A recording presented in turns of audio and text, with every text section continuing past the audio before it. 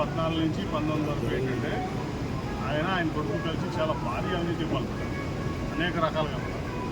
ఆ భారీ అవినీతి జరిగిన తర్వాత అంతకుముందు ఏమనుకున్నాడంటే ఆయన మన చంద్రబాబు నాయుడు గారు మళ్ళీ మోడీ గారు అధికారంలో రారు, అధికారం కోల్పోతారు 2019 ఎలక్షన్లో. కాబట్టి ఆ రోజున పరిస్థితుల్లో కాంగ్రెస్ మిగతా కూటమిలో కలిసి అధికారంలోకి వస్తే ఏదైనా ఈక్వేషన్లో నేను ప్రధానమంత్రి అవుతానని ఒక భరోసా కూడా పెట్టి ఆ రోజు మా చేత అవిశ్వాస తీర్మానం ప్రవేశపెట్టి నానా రకాలుగా మోడీ గారిని పర్సనల్గా తిట్టి అన్నీ చేశారు. అట్లాగే తిట్టి ఇవాళ ఇక్కడ జగన్మోహన్ రెడ్డి గారు దెబ్బతి 2019 ఒక్క పొరల పడే పరిస్థితి మనం చూసాం.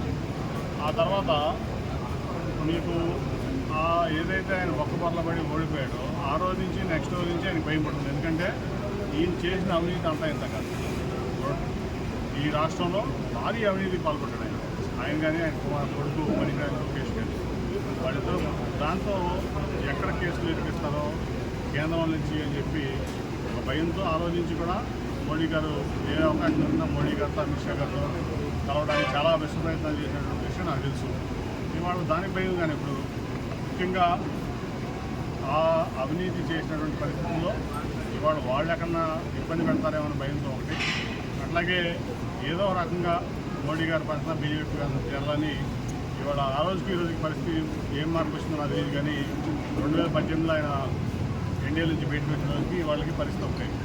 ఇవాళ ఏమన్నా స్పెషల్ కేటగిరీ స్టేటస్ ఇస్తానని హామీ ఇచ్చారా దీనికి మోడీ గారు కానీ అమిత్ షా గారు కానీ బీజేపీ కానీ? అట్లాగే రైల్వే జోన్ ఇస్తానని హామీ ఇచ్చారా? అలాగే స్టీల్ ప్లాంట్ ప్రైవేటైజేషన్ ఆపుతానని హామీ ఇచ్చారా? లేకపోతే నువ్వు చెప్పిన అభివృద్ధికి ఏమైనా డబ్బులు ఇస్తానన్నా? ఇవన్నీ కూడా చాలా చాలా ప్రశ్నలకు ఆయన దగ్గర సమాధానం లేదు.